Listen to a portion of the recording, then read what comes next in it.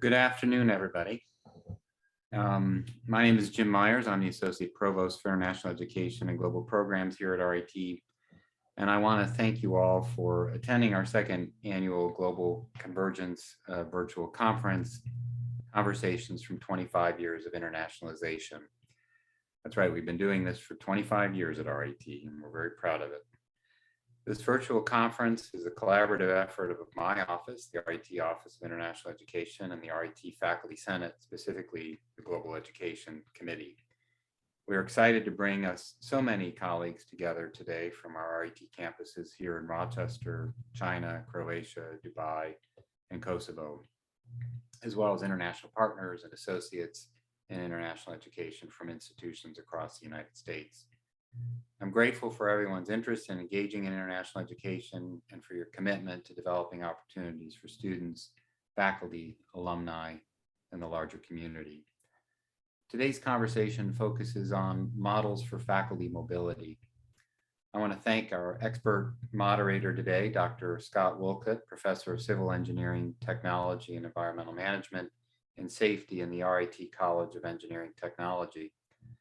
Scott has been a leader in international education efforts within his college and across RIT, and he's focused on developing study abroad programs, faculty-led study abroad programs, and global collaborative student research projects with students from Ireland, Sweden, Croatia, and elsewhere. I'm grateful for his unwavering support for global student experiences and mentorship of other interested faculty, particularly those in the College of Engineering Technology.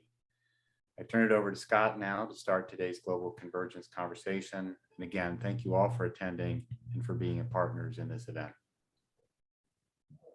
Okay, well, thank you very much, Jim. Again, this is the panel for models of faculty mobility, and we're sharing experiences of faculty who have traveled to our global campuses or international partners for purposes of teaching, collaborative research, or leading a student study abroad program with a particular focus on faculty who have been awarded fellowships, as well as considerations for planning an international experience during sabbatical. Attendees are requested to keep their microphones muted throughout the panelists' presentations. You may keep your camera active, but please be aware that we are recording the session. So if you are not comfortable for any reason, please feel free to mute your video. You may notice that we are shifting all attendees into the panelist column of the webinar. Don't worry, we're not asking you to present today, and we will keep our panel presenters spotlighted during the entire webinar. We have made this shift in order to give everyone access to both audio and video for the discussion part of our webinar, held after all the panelists have presented. Questions can be sent in the Zoom chat throughout the session to everyone, or privately to me, the moderator, and that's Scott Wolcott again. Or you can just raise your hand tool during the discussion and join in the conversation directly. So just some brief introductions. I think Jim took care of my introductions, so I'll pass it off to Cece. Thank you so much, Scott, and thanks for everybody on RIT Global for inviting me to be here today. I'm Cece Alm, and I am an associate professor at RIT. I work on, I'm a computational linguistics and language science, and I will be speaking with you later today about a sabbatical experience at one of RIT's partners, Malmö University in Sweden. And Sung-Young? Hello, my name is Sung-Young Kim, working for Electrical and Computer Engineering Technology Department here at RIT. I like to share my experience at my sabbatical to visit Kyoto University in Japan through JSPS program, which is equivalent to NSF here in US. Yep, thank you. Okay. Great. So we'll start with our brief presentations to give you an idea of what we've done, and I'll have Cece start that.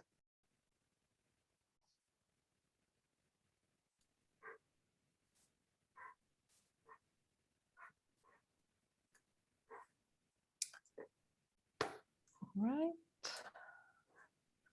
I hope you can see my slides.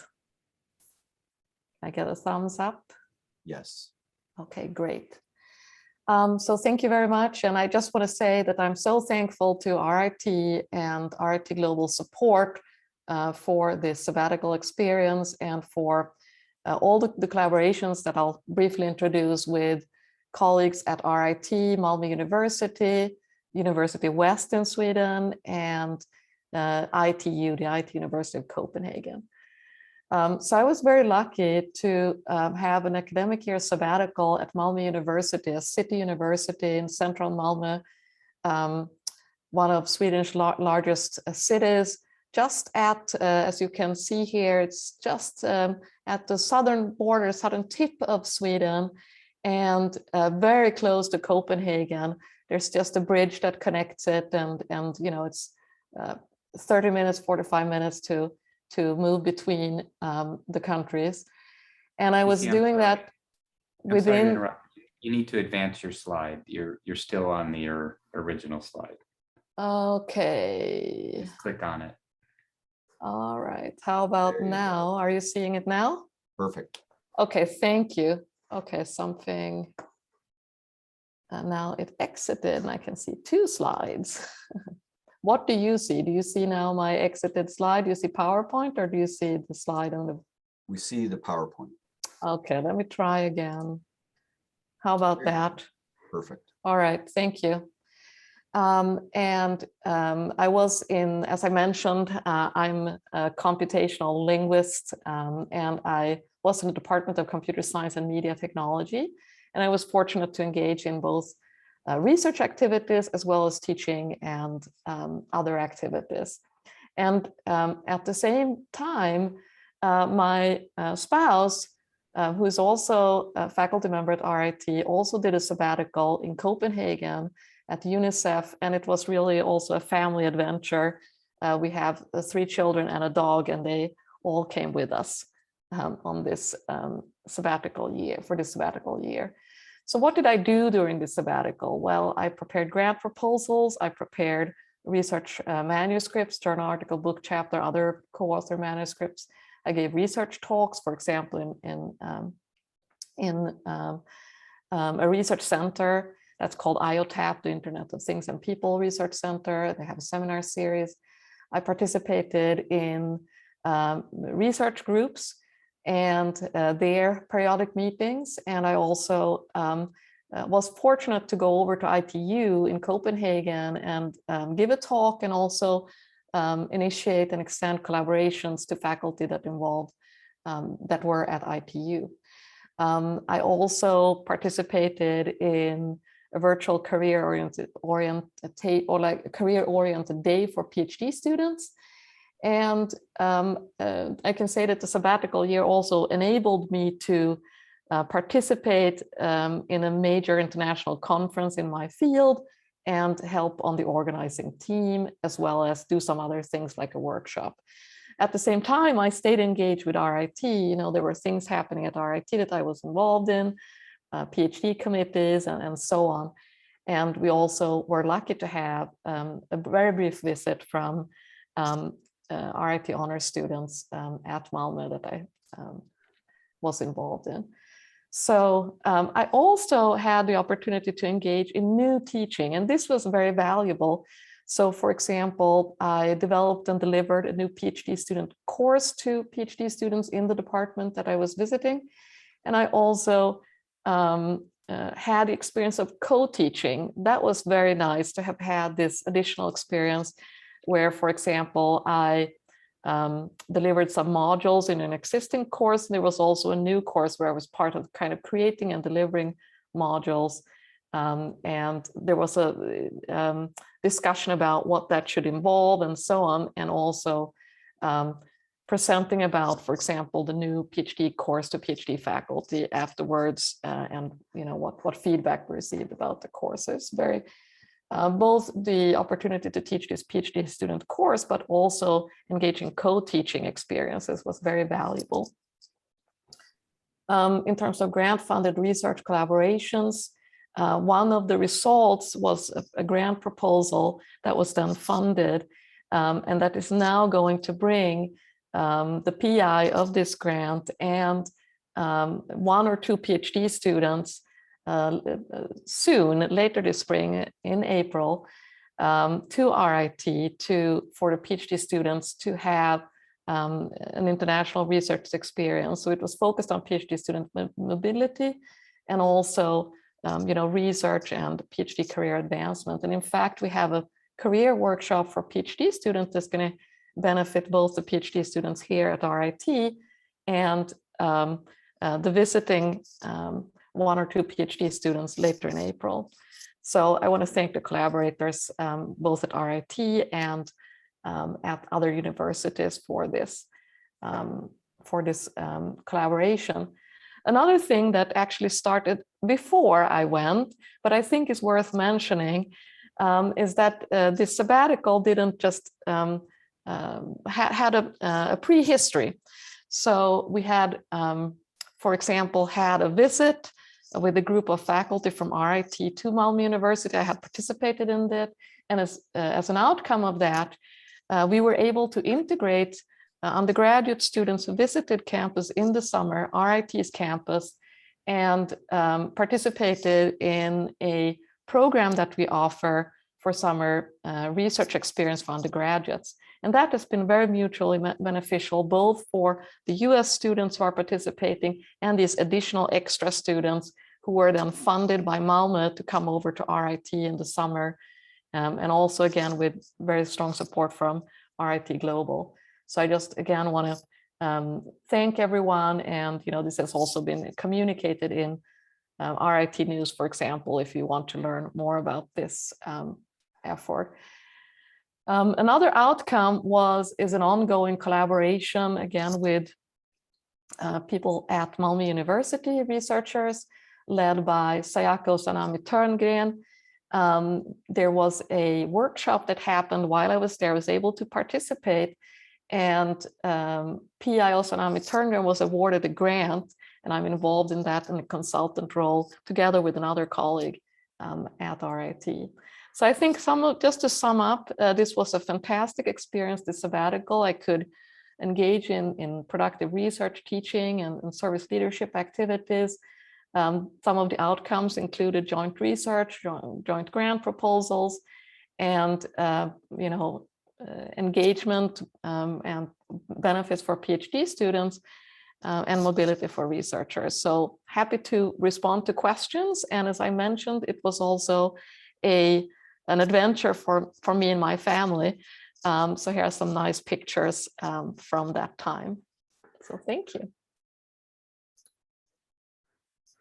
Okay, great. Thanks, Cece. Giving me an idea to think about for a sabbatical.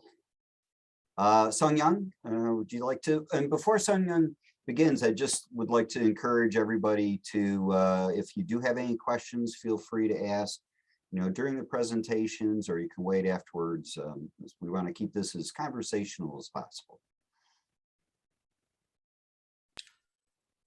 All right.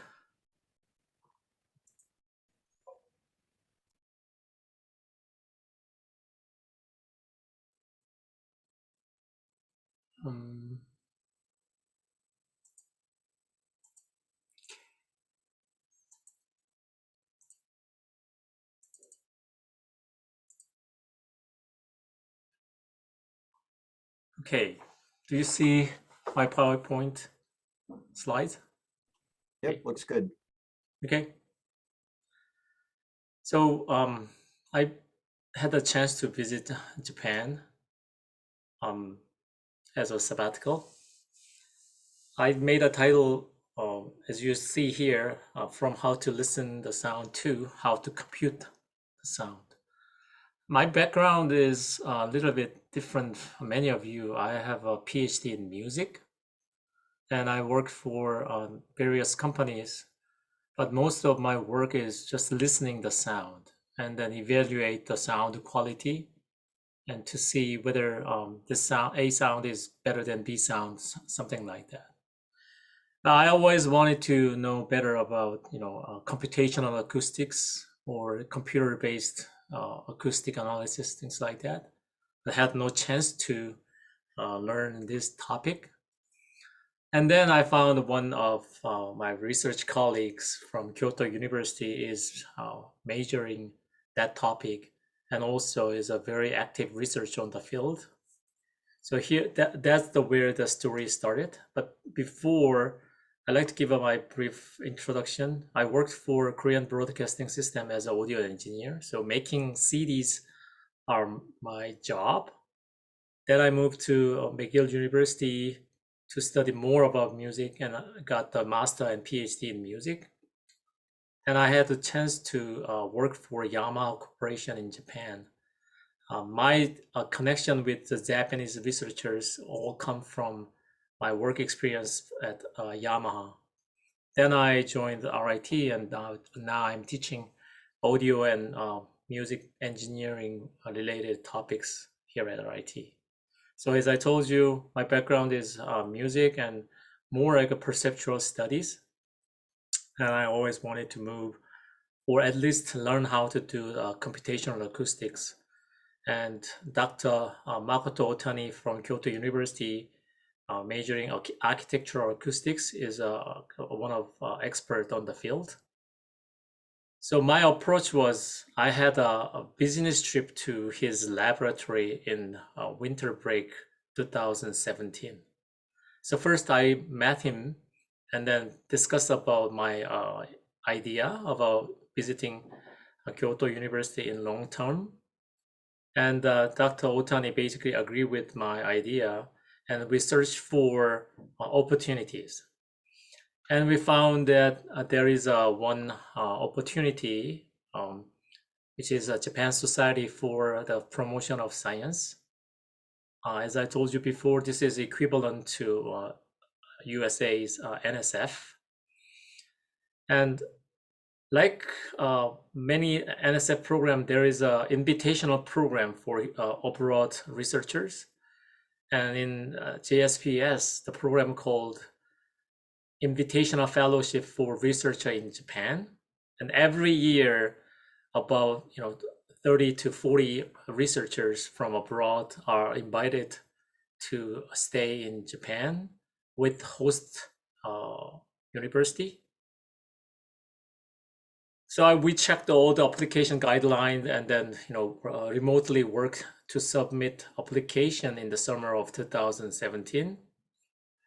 And very luckily, our application are accepted. And on the Christmas day, just tell you that Christmas is not a holiday in Japan. So December 25th, we got the results that our application has been accepted. So 2017, end of 2017, we got the result and we prepared the actual visit for a year. And I had a chance to stay from January 2019 to August 2019, about 8.5 months there. And then the benefit from the JSPS is about, I think it's about $3,000 stipend. I don't remember it exactly in US because I received in the Japanese yen. But anyway, that stipend plus round trip airfare. So it was enough for me to stay and then conduct a research project with my Japanese colleagues.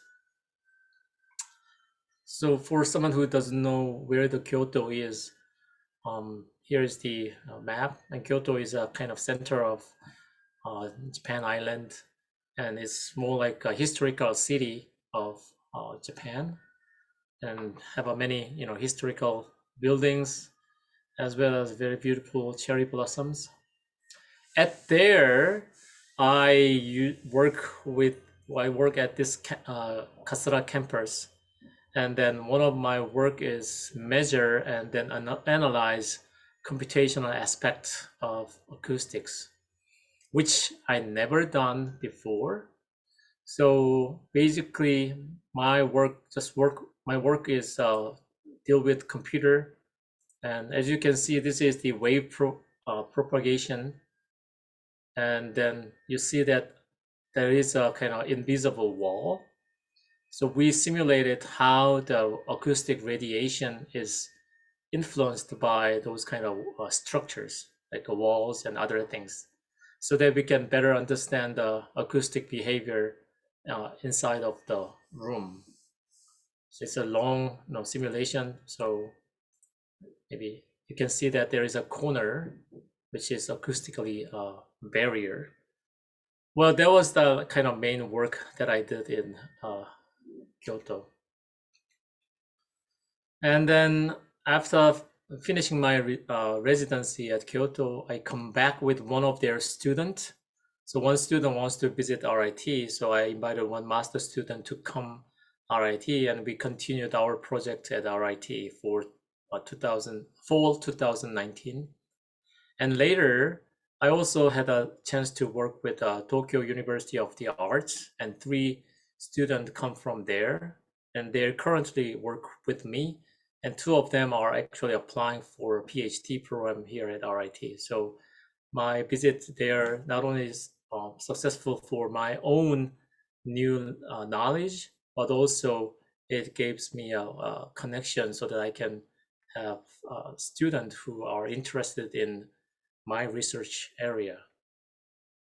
And of course, Japan, like CC, I also enjoyed many Japanese culture and food during my stay. So cherry blossom, nice sightseeing, many interesting new food. I think that's it. Thank you. Great, thank you, Sung. Does anybody have any questions for either of our panelists before I start in on my presentation? Okay, then let's get started.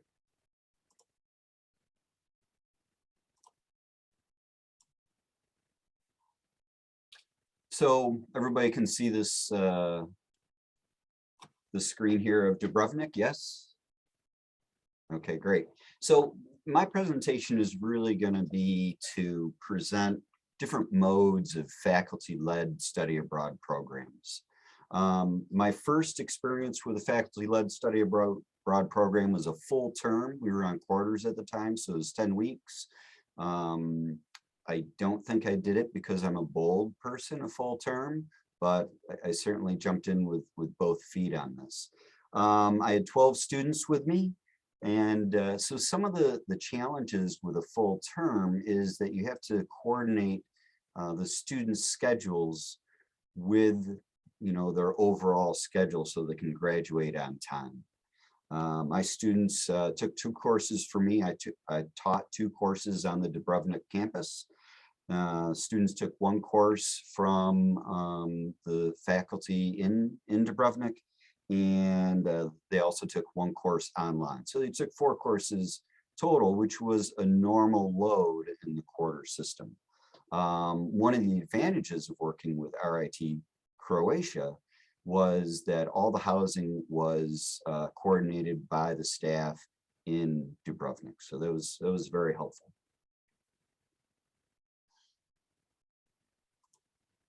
My next trip was more of a traditional faculty-led study abroad trip. This was to Zagreb, so I was still working with RIT Croatia for many of the things. I had 16 students, and for this one, we started in Croatia, so I would have about 30 contact hours in Croatia, and then they would come back for spring semester, and we would have 15 contact hours during the spring semester. So that, and with that plan, the students don't pay any additional tuition for taking this course. So this is a 3 credit hour course that I'm teaching in this. They incorporated, they had a final project that they had to do. This one, I believe, what I did was I teach Revit, which is an architectural software program. And their final project was to design a Croatian railroad station. And so one of the things I believe in for these faculty-led study abroad programs is free time. I do have classes 4 days a week. I try to give long weekends so that they can travel within our host country, but also into neighboring countries as well. I also like to keep it affordable. So all of my faculty-led study abroad programs have program fees, which usually cover just the accommodations, maybe a couple events. Try and keep it under $1,000. My next trip was back to Croatia, and so this was a spring semester summer. So this flipped around. In the previous trip, I started in Croatia, and then spring semester, we were on the semester calendar by then, was at RIT, and for the other one, it was spring semester and then summer. And so you can see the advantages of doing the spring summer. It was much nicer weather-wise in this orientation of the program. I had 14 students for this trip. Again, 15 contact hours during the spring semester, no additional tuition fee for the students, and then 30 contact hours in Croatia. And I changed the final project here, so they had an initial project in Rochester, and then they built on that project so they can incorporate their observations of Croatian architecture into that final project. And I finally moved away from having RIT Global hold my hand, and not so much RIT Global, and they're very, very helpful as well, but RIT Croatia handling accommodations. So my next trip, which I'm involved in right now, is a trip to Malmö University. And this is the spring semester, summer arrangement for it. I have 20 students on this trip. I think after COVID, there's a lot of interest for students in joining a faculty-led study abroad program, and they're interested in traveling. Some challenges here were that I didn't have RIT Croatia finding housing for me. And even though Malmö University housing was great to try to help me out, ultimately we found our own housing for the 20 students. So that was a little bit of a challenge during this semester. I still am a big believer in free time for the students, but during the course of my experiences and seeing what other people do on their study abroad programs, I've added a few more events. So we're going on an architectural tour, a sustainable community tour. I still have a welcome dinner, which is what those two previous slides were in Zagreb. I'm also incorporating a poster. So they still have two projects that they're doing here, but they also have to develop a poster that can be used in any sort of symposium, student study abroad symposium. And something else I started doing in a previous program that I haven't shown here is have the students produce a 30-second video of their trip. And that's the most entertaining part of their deliverables that I get from. It's really a great experience to see what they're doing. And then this last program is not a faculty-led study abroad program. So this is something that I created with TU Dublin, Technological University Dublin. And what we're doing is we're taking a senior level course, one at TU Dublin in the civil engineering program, our capstone course in the civil engineering tech program. We put together teams of 2 TU Dublin students, 2 RIT students on a design-based project. They work using web-based tools throughout the semester to produce some design, and the designs always change from year to year. Travel is not required, but we always seem to travel. And so the students, we're able to find some funding for the students. Ultimately, they end up being responsible for their accommodations, food, any travel within the country. And also the TU Dublin students come to us, and they'll be coming to us in a couple weeks for this semester's version of Transatlantic Capstone. There's no program fee as part of this. This is another 3 credit hour course within their curriculum. no program fee. And I would say one thing that I think is really important for this sort of program is maintenance of relationships. And that's, with my colleagues at TU Dublin. I think it's important for you, if you take on something like this, to strengthen those relationships, and because it keeps the faculty engaged in doing this sort of global program. And if we're engaged, then the program continues. So that's the end of my presentation. And so I'll open it up to the floor. Does anybody have any questions for any one of us?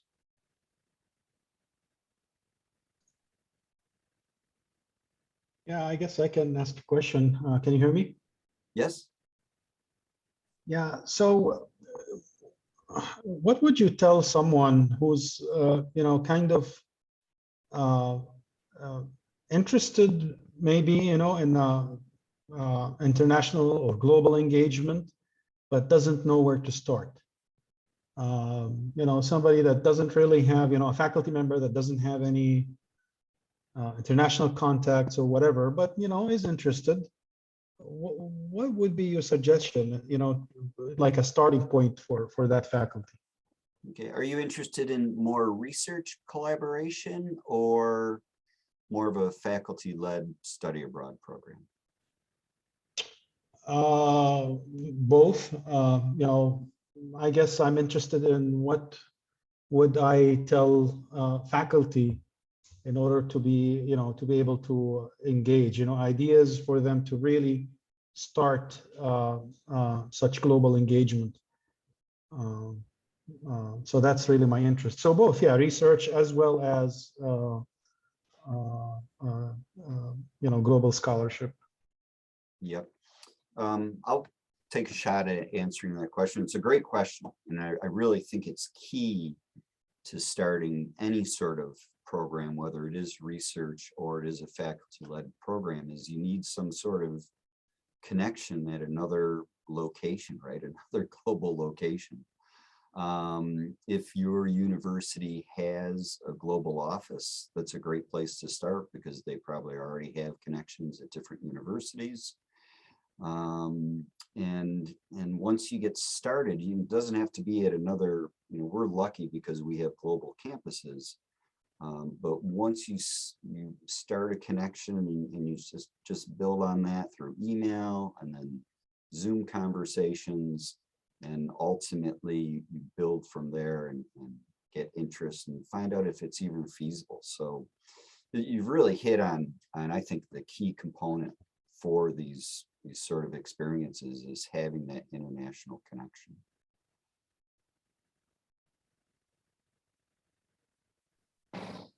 Scott, I see a hand raised. Oh, okay. From Francis. Francis. Would it be possible to send a proposal, even a sketch of a proposal to Global Office as a start to see what we can go next? For example, if with one faculty member, I would like to organize a study abroad trip to a country, or having multidisciplinary aspects, but just to give a sketch and then start a kind of a conversation with Global Office and maybe some direction. I don't know if this could be possible to have in a way. Lindsay, I think that one's you. Sure. Yeah, absolutely. I know, Francis, you're with our campus in Croatia, and so I think we'd be happy to. I would also invite you to engage with your administration there too. So I think one of the wonderful aspects about RIT's internationalization most recently is the growth and development in cross-campus collaboration. And that's on the administration side. It's within the faculty as has been demonstrated here. It's even within Faculty Senate. And so I think there's great opportunity to engage around these specific discussions and specific proposals, absolutely. And to help to foster that. You know, I might ask, sorry to interrupt here, but I might ask Cece to, and Sung Young to also maybe to respond to Khaled's question. I think they both have very different kind of models that they've been engaged with, because you know, getting started on this, Sung Young followed a collaborator, right? You had somebody. Cece kind of has a familial connection to the location in a way, knew about the Malmo partnership, leveraged the partnership. It was very different, sort of. Scott, you've had you know, institutional connections that were sort of facilitated in a way through our global campuses and partnerships that we established through RIT Global. So very different avenues in some ways that you all took to develop your collaborations. It would be interesting for me to hear about your answers to Khaled's question.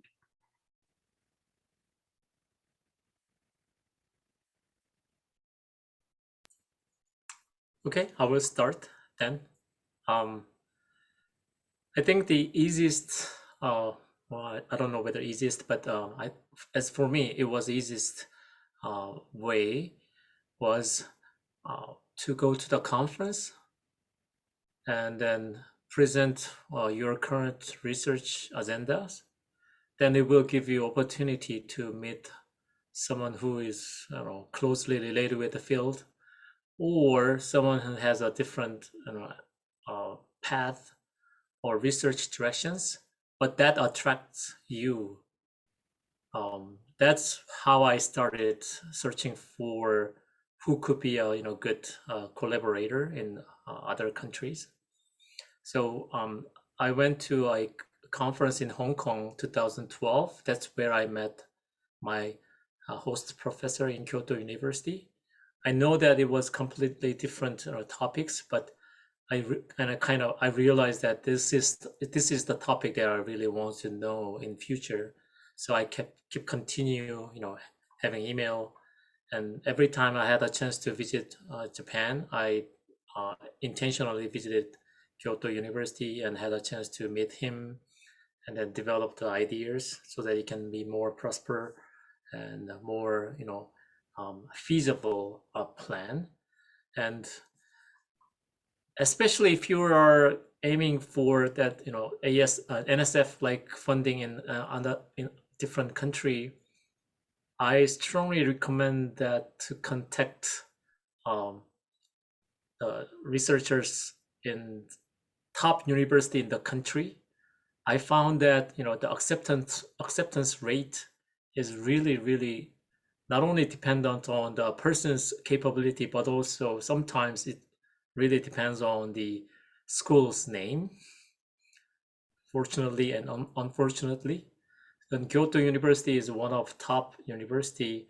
And when I saw the final, you know, acceptance proposals, I see lots of Kyoto University sponsored programs. So maybe that's my own just tips. But if you considering kind of Eastern Asian countries,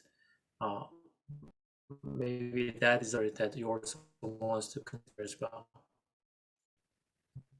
All right, that's it for me, Sissy. Thank you. Yeah, so I do think that, you know, it's really important to nurture those relationships and connections with colleagues and scholars at other universities. And as a starting point, perhaps there is a university or an international partner that your college is already, or your unit is already working with. So as I mentioned, there was a prehistory, and it extended further back than what I could do in the quick introductions, but there had been a visit to RIT, you know, and for example, that had taken place before that. The college was already, my primary college was already engaging with Malmö University. So it was kind of a natural next step to kind of engage more with Malmö University. And so I think that is, you know, seeing again what's already in place. And then I would also second that, you know, there are potential, if you're engaged in external service outside of RIT or outside of your university, conferences, organizing committees, those might also be opportunities where, you establish connections with colleagues at other universities, and where, it might be a next step to discuss with them about opportunities of collaboration.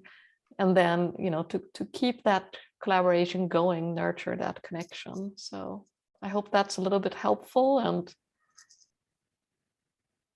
yeah, take advantage of existing opportunities where you can become part of those opportunities, and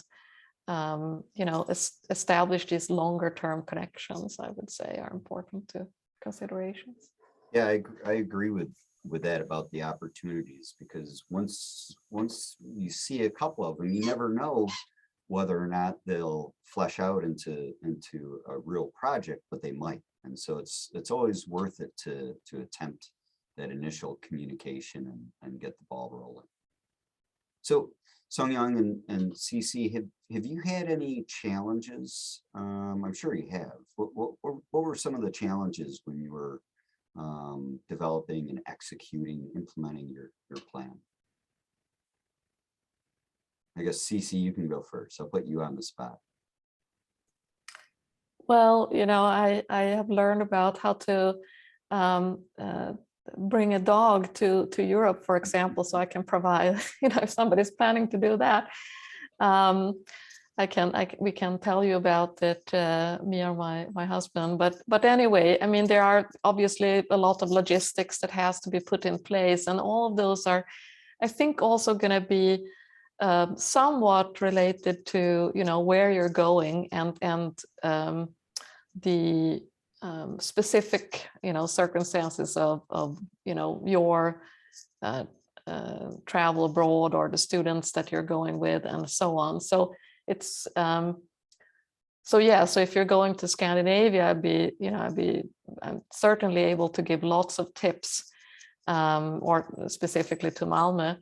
If you're going to another country, there may be other people you can ask for receiving logistical advice, and so on. And for that, I would assume that the first stop would be the global office, right? And to find out whom to get in touch with. Sung-Young, any challenges for your program? Yeah, as for me, the student attitude is completely different. So when I work with a Kyoto University student, usually then they don't ask question. So I had to extract questions from them. So I know that, as a typical kind of, Eastern Asian attitude, I've grown up with the same environment, but after spending, more than 20 years here in North America, I found that it was a really kind of, challenging for me, because nobody was asking any question. I had to, guide them to give me a question. It was like, why? Somehow that was a really kind of challenging. But once spending after 4 or 5 months later, student gets used to kind of my style, and then they kind of, accepted my style, and then it was okay. But it was a really kind of challenging for me. Yep. Great, thanks. Rick, do you have a question? Sure.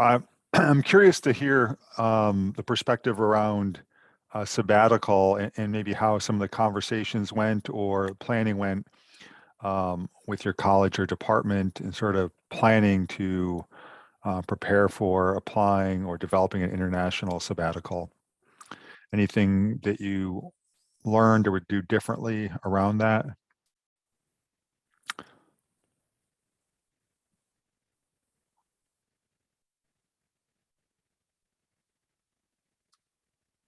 Yeah. I mean, I think the process is that we have here at the RIT is, very clear in terms of how to, submit a proposal for a sabbatical, and there's ample time after a decision is received to put logistics in place and so on. So I guess, there is a process that's clear, and that really simplifies things. Thanks. And what would you say is sort of the time horizon? I mean, I would imagine some of the dynamics that you had with family, pets, thinking about, I guess, applying for a sabbatical and then building and planning the logistics of going international, sort of from start to finish, what kind of range of time did you probably develop to make that all happen successfully? I'm trying to think back, and I would just say that we started immediately, and I was anticipating, based on also local knowledge, what some of the challenges was going to be, like, for example, finding housing. So immediately, as soon as the decision came.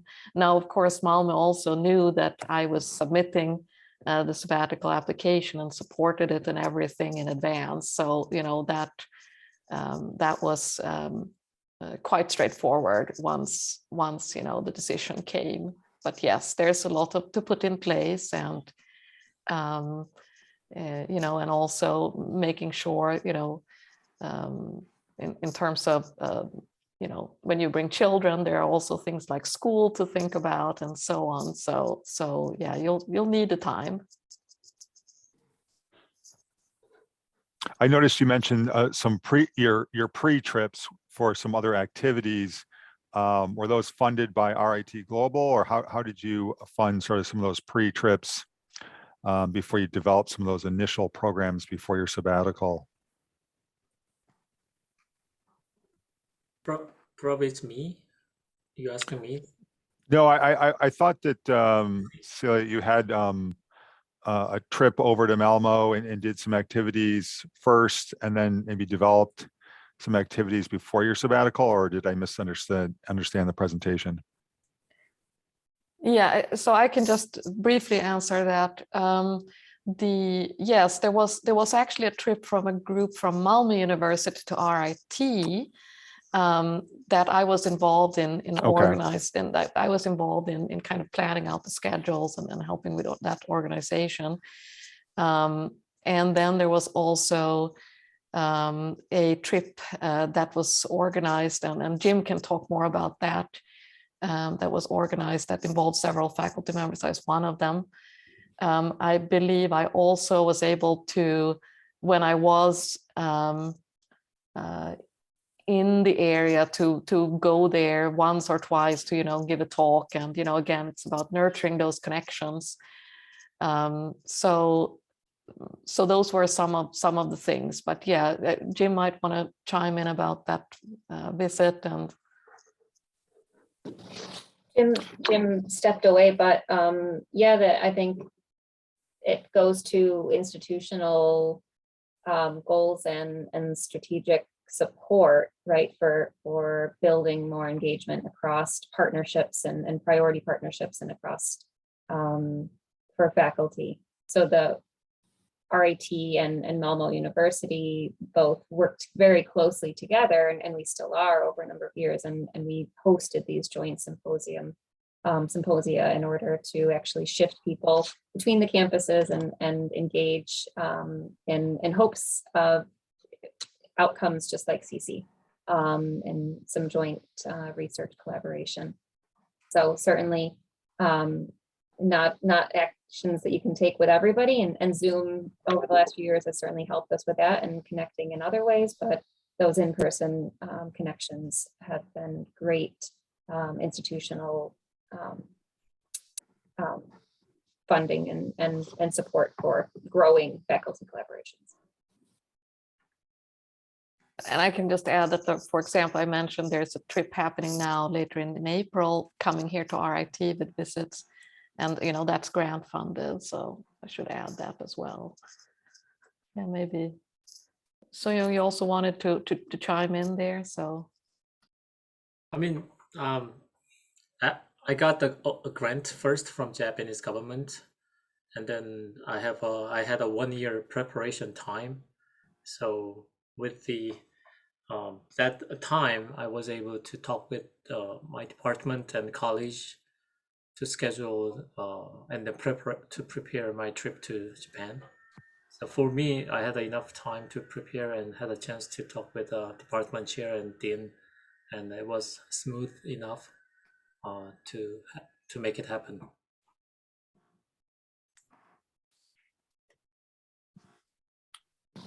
So earlier we had a question sent to us, and it was how do you break down barriers for faculty and encourage them to start faculty-led programs?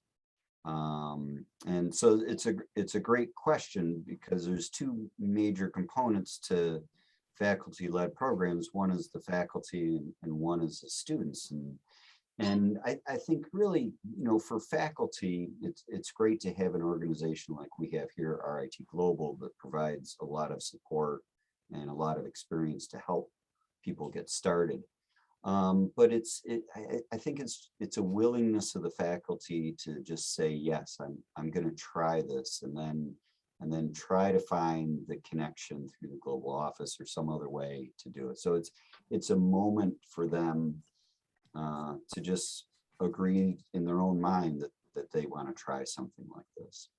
And then at RIT, there's also a more practical side of it where it's part of our workload. And so from a departmental or programmatic standpoint, it has to work within the, you know, the teaching requirements that's needed for the faculty.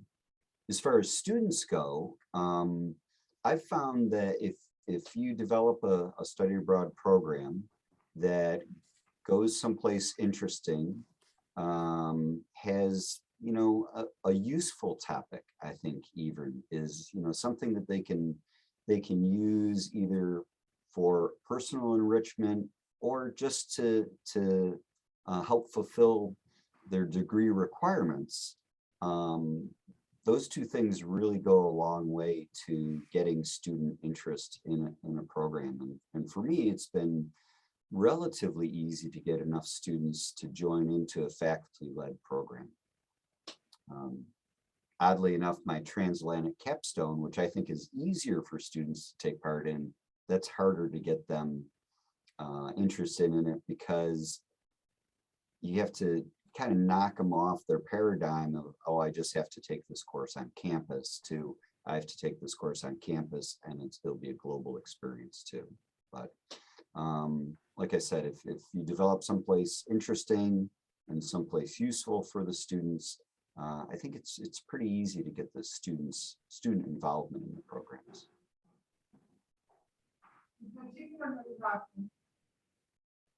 Oh, I can't hear that one.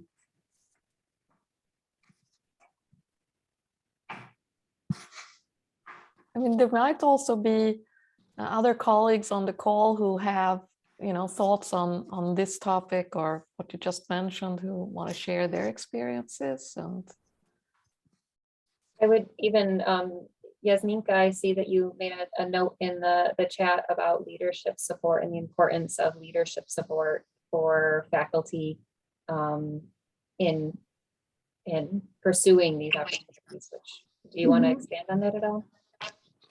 Yeah. Yasminka, you're very hard to hear. We don't have sabbatical at RIT Croatia. So as for the faculty and that part, we could take maybe a semester off, and there is quite a lot of challenges because then you have to try to find someone to supplement you while you're away.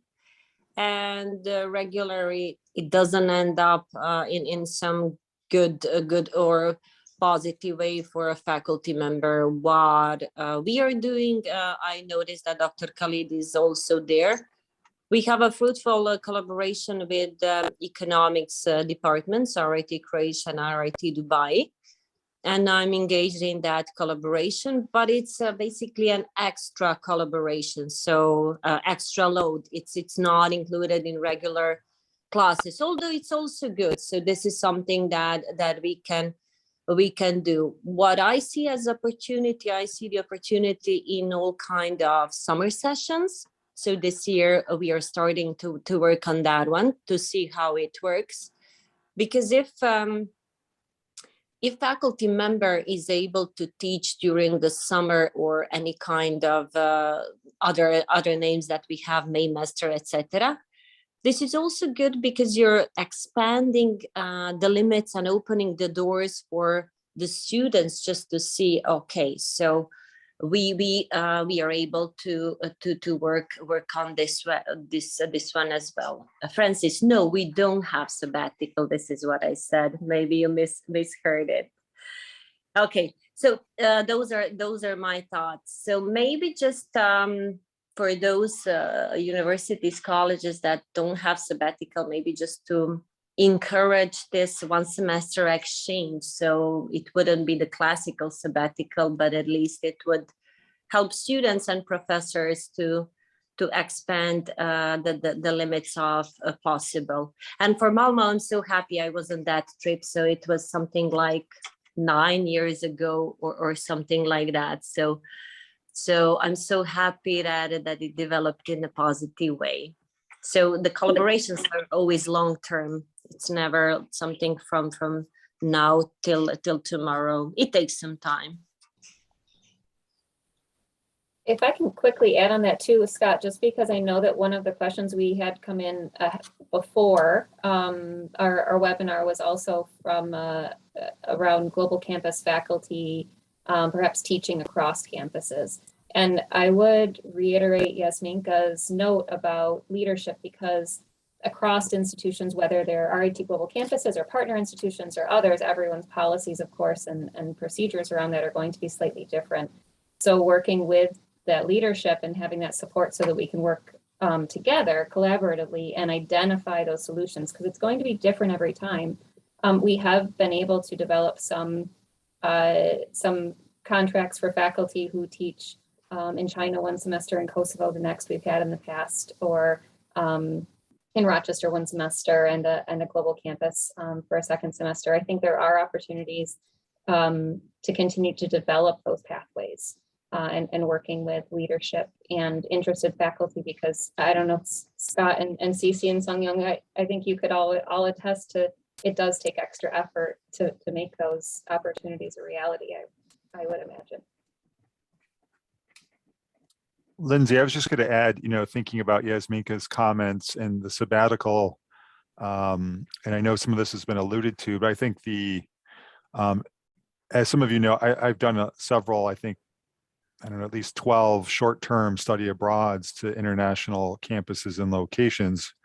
And it does a couple things, right? It doesn't create that maybe conflict that the global campuses have where you can't get a leave or a sabbatical, or you have to sort of substitute for your time away. It also gives some flexibility to the students who may not be able to commit to a whole semester, or maybe interrupt their co-op or internship during the summer. So, that might be a possibility, to look at incorporating, a short-term embedded week to 2 weeks, depending on what time of year you do it, to build in a study abroad experience for the students. I found that has worked well, especially for students who don't want to commit the full time. And during the time I did those, I wasn't, eligible for sabbaticals. So it really worked out quite well from that point of view.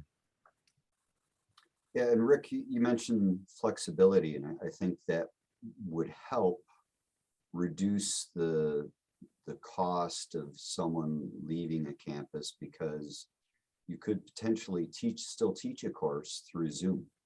And that way your host, your home university doesn't have to find somebody to fill in for 3 courses, maybe only 1 course.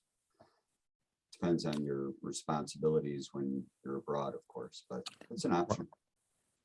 Right. I think for what we ended up doing for all of mine is either coordinated the travel part in January, and that fluctuated between semesters and quarters at RIT, or around the March break. So it was just in terms of the design of the course, it was, altered, or it could be something that's at the end of a semester in the spring too. So there's just different ways to sort of embed the international component in a short-term basis that, as you said, provides some flexibility for the faculty and maybe satisfies some needs of the students.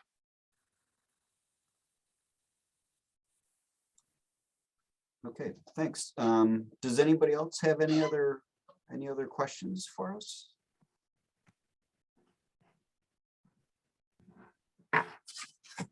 Okay, so I have a quick question for both the panelists again. So what benefit did you personally receive from your global program that wouldn't have been the same if you did it at RIT? And so Sung Young, I'll put you on the spot this time for that. Okay. As I told you in my presentation, I was able to learn the new topics, computational acoustics, which is completely new. So I need a time to put away from all my current works and then concentrate on the learning these new topics. So these new topics of research is very valuable asset for me now. So that is one thing. And the second thing is I was able to meet many talented students from Japan, and eventually they came here at RIT, and I kind of expect them to be my future PhD student. So, yep, here are two kind of things that I achieved through my sabbatical experience. Okay, Cece, anything? I think when one is, has the opportunity to be at another institution, one sees, it kind of can catalyze new ideas and growth to both intellectually in terms of the research space, certainly, and new, discussing with another set of colleagues, seeing how people teach in a different way, different processes, just the spaces actually can be very different, that can kind of give a lot of ideas that you can then bring back and share with others. So I think that is really, that it really kind of, it opens your mind, broadens your horizon intellectually. I think that is one of the key things. And of course, when you're on a sabbatical, you also have time for research and for engaging in research with others, and you can have the hallway conversations that can start as hallway conversation and end up becoming something, a scholarly project or something like that. So I think that's the key thing really, is to kind of broaden one's horizons, to grow as a teacher and a researcher. And those were, and then the opportunity obviously to connect with colleagues who one may not have connected with before, that are now, when you're there on site at the location, you can get to know more people, what they are doing, and do, the collaborations can scale up. For example, research proposals that include many people, and a whole, much larger research team and so on.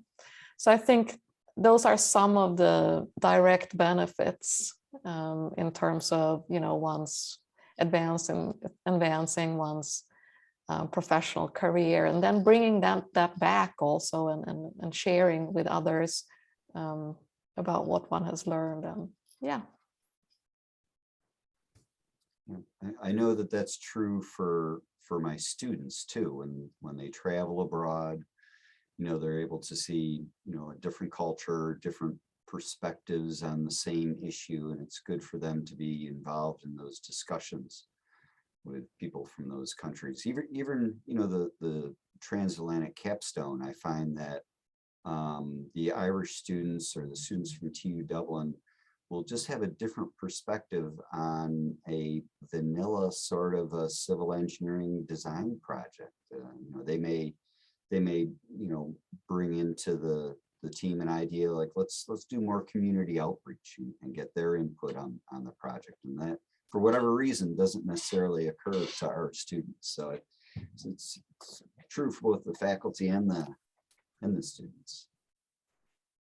And I think it's really mutually beneficial for both the visitor and the host. So, you know, and that's also why it's important that these visits and this research mobility can take place in both directions.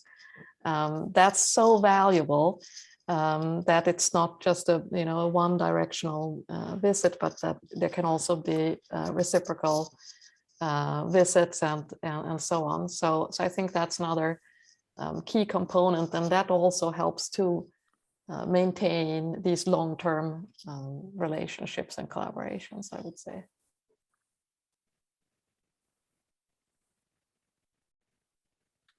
Okay, so we're getting pretty close to the end of our webinar, and if no one has, does anybody else have I a? see that Rick has a hand up.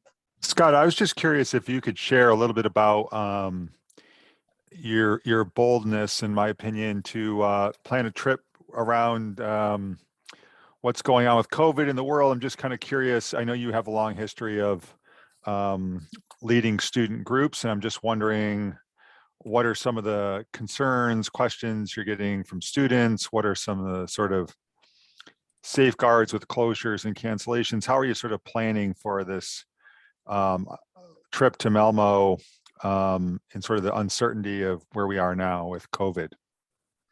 Yeah, that's a good question, Rick. You know, so I've had one Revit in Sweden trip canceled halfway through it. And then one that never really got off the board, and this one's going on, and as time goes on, you know, I think the situation is changing.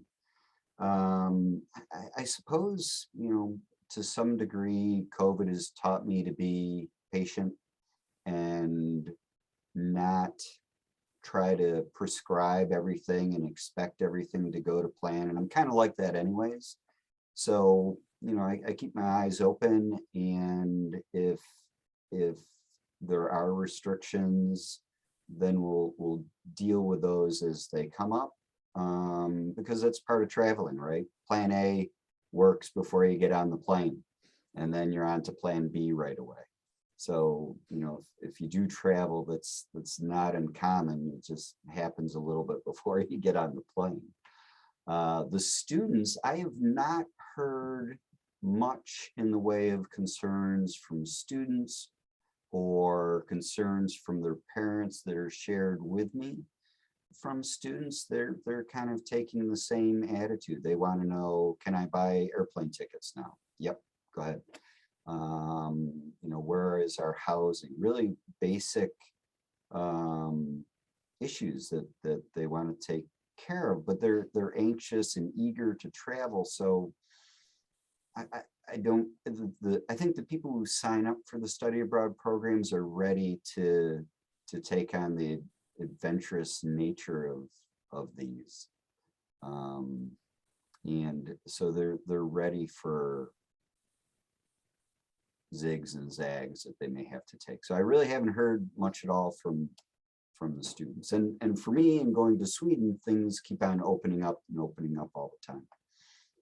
So it's getting easier and easier to travel to Sweden on the way back, and we all need a PCR test, but going to Europe right now, it's open. Thanks.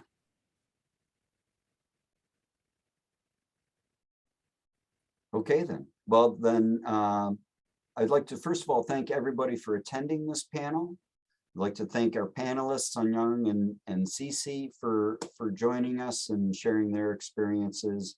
And most of all, Lindsay, for coordinating everything. Well done.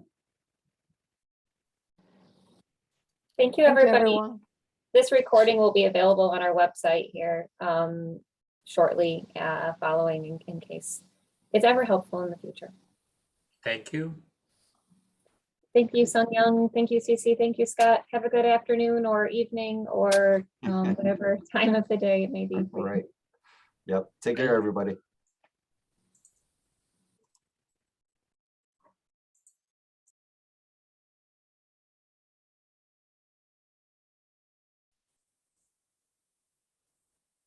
How'd it go on your end, Lindsay? Okay.